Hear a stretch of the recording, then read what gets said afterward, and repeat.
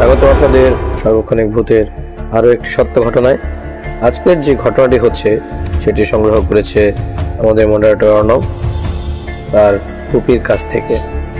তাহলে আজকের ঘটনা শুরু করা যাক। সে আমাকে বলে যে এই ঘটনাটি যখন ঘটে তখন সে খুব ছোট ছিল। সে এই ঘটনাটি জানতে পারে তার মার কাছ থেকে। এখন আমি আমার ফুপির ভাষায় বলার চেষ্টা করছি। ঘটনাটি ছিল অনেক দিন আগের। সে সময় 3 বান্ধবী ছিল, যাদের নাম ছিল শিমু, রিমি ও মিম। তারা ছোট থেকে একসাথে বড় হয়েছে।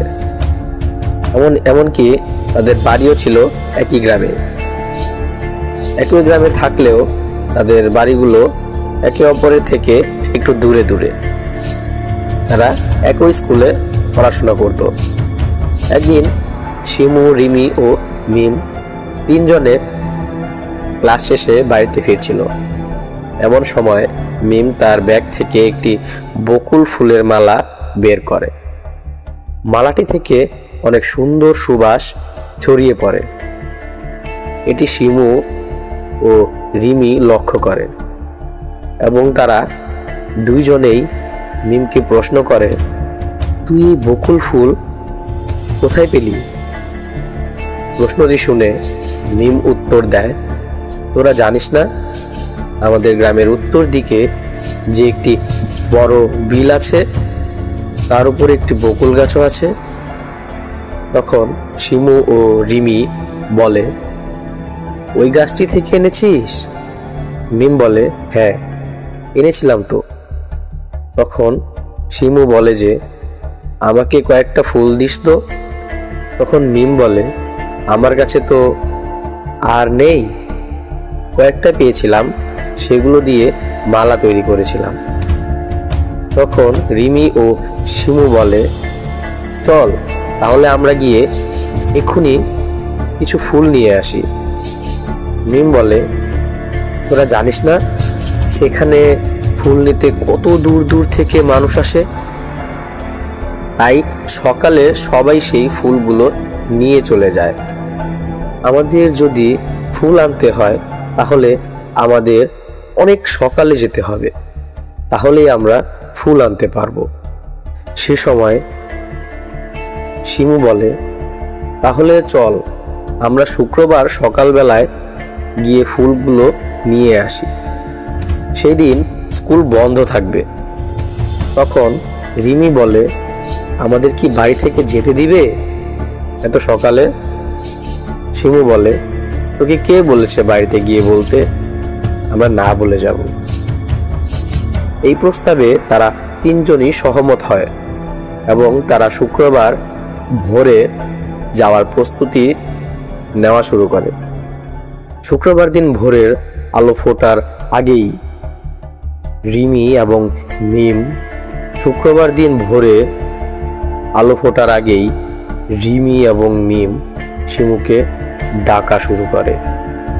ডাক শুনে শিমু বাড়ি থেকে বের হয়ে যায় তার বান্ধবীদের সাথে। তারা 3 জন মিলে রাতের অন্ধকারে এগিয়ে চলেছে বকুল ফুল আনতে। কিছুটা এগোতেই শিমু লক্ষ্য করে অন্যদিনের তুলনায় আজকে রিমি ও মিম তেমন কথা বলছে না, চুপচাপ হেঁটে চলেছে। কোনো প্রশ্ন করলে তার উত্তর দিচ্ছে, এছাড়া কোনো কথাই বলছে না। এটি দেখে শিমু খুবই অবাক হলো। তারা যখন বিলের কাছে আসে তখন রিমি ও মিম দৌড়ে গিয়ে ডিঙি নৌকায় চড়ে বসে। এখানে বলে রাখা ভালো যে ডিঙি নৌকাটি আগে থেকেই সেখানে বাঁধা ছিল।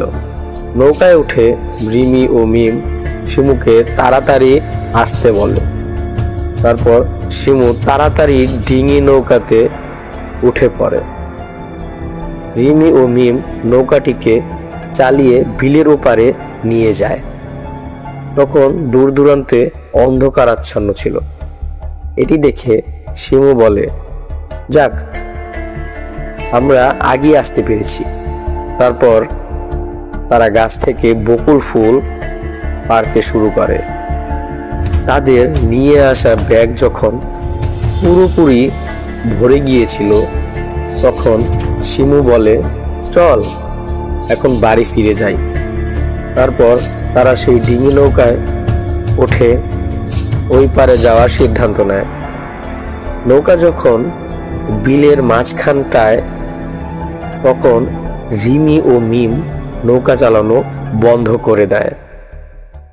এটি দেখে শিমু পিছনে তাকায়, বলার জন্য যে নৌকা চালানো বন্ধ করলি যে, কিন্তু সে যখন পিছনে তাকায় তখন পুরো অবাক হয়ে যায়, কারণ পিছনে তার কেউ ছিল না। এটি দেখে শিমু প্রচন্ড ভয় পায় এবং একটি চিৎকার দেয়। সে আরো লক্ষ্য করে যে নৌকার আশেপাশে বিল থেকে অনেক কাফনে মোড়া লাশ ভেসে উঠেছে। এটি দেখে শিমু আর নিজেকে সামলাতে পারে না এবং অজ্ঞান হয়ে যায়। তার চোখ খুলে দেখে সে তার বাড়িতে বিছানার উপর, এবং সে লক্ষ্য করে তার আশপাশে অনেক লোকজন, এবং সে দেখতে পায় তার মাথার কাছে দাঁড়িয়ে আছে তার মা, এবং তাকে জিজ্ঞাসা করে, মা, তুই সেই বকুল ফুল গাছের ওইখানে কি করতে গিয়েছিলি? আমরা তোকে কত খুঁজেছি কিন্তু পাইনি। তারপর কিছু লোক তোকে কোলে করে আমাদের বাড়িতে নিয়ে আসে এবং বলে তুই নাকি সেই বকুল ফুল গাছের কাছে অজ্ঞান হয়ে পড়েছিলি। তারপর কিছু মানুষ তোকে দেখতে পেয়ে তোকে চিনে যায় এবং আমাদের বাড়িতে নিয়ে আসে। তারপর শিমু তার সাথে ঘটে যাওয়া সমস্ত ঘটনা খুলে বলে। সব শুনে তার মা একটি কবিরাজকে বাড়িতে ডেকে আনে এবং তার কাছ থেকে পানি পড়া চেয়ে নেয় এবং জিজ্ঞাসা করেন তার মেয়ের সাথে কি হয়েছিল। কবিরাজ বলে তার মেয়েকে কিছু দুষ্টু জিন বাড়ি থেকে ডেকে নিয়ে গিয়েছিল তাকে মারার জন্য, কিন্তু সে তার ভাগ্যের জোরে বেঁচে গিয়েছে। তবে এখন আর চিন্তার কিছু নেই, আমি পানি ভরা দিচ্ছি, এগুলো পান করলে আর কোনো সমস্যা হবে না।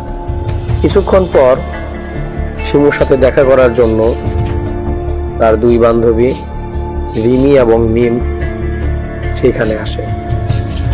শিমু তখন জিজ্ঞাসা করে, কিরে, তোরা না আমার সাথেই ছিলি? নৌকা থেকে কোথায় গিয়েছিলি তোরা? রিমি এবং মিম তখন উত্তর দেয়, আমাদের তো ঘুমই ভাঙেনি, তাই আমরা আসতে পারিনি রে সেদিন। এটা শুনে শিমু আরো অবাক হয়ে যায়। তো বন্ধুরা, কেমন হয়েছে আজকে আমাদের এই ঘটনাটি? অবশ্যই আপনারা কমেন্ট বক্সে বলে যাবেন। সাবস্ক্রাইব করে দেবেন আমাদের ইউটিউব চ্যানেল সার্বক্ষণিক ভূত। তো দেখা হচ্ছে অন্য কোনো ঘটনায়।